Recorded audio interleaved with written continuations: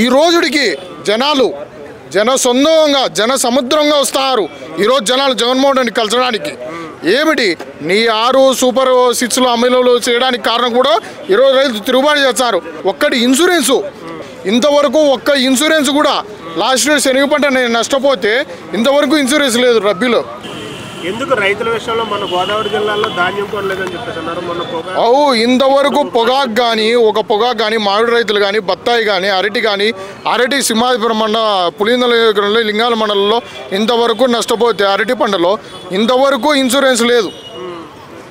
గతంలో జగన్మోహన్ రెడ్డి హయాంలో ఎందుకు వస్తున్నాయంటే చేయలే.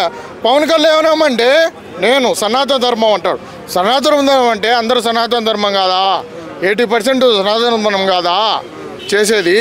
నువ్వేం చేస్తున్నావయ్యా? నువ్వు రైతుల కోసం చెయ్యి, రైతులకు ఉపయోగించు.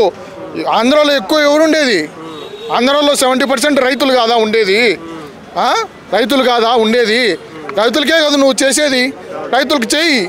నువ్వేం చేస్తున్నావు? సూపర్ సిక్స్ హామీలు అంటే సనాతన ధర్మం చెప్పులు వేసుకొని ఎవరండి అయ్యప్ప మాలు వేసుకునేది?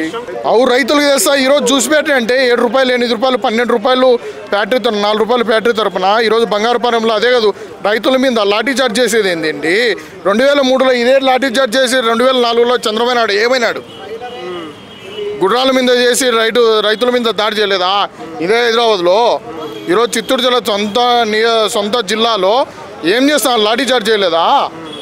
రైతులు రైతుల నుంచి వస్తా అంటే నువ్వు పోలీసు పెట్టి అర్థ వ్యవస్థ ఏం చేయాల్సిన అవసరం ఏముంది? చంద్రబాబు నాయుడు అయినా రేపొద్దున ఏ ప్రభుత్వం వచ్చినా రైతులను కాపాడలేని వ్యక్తి.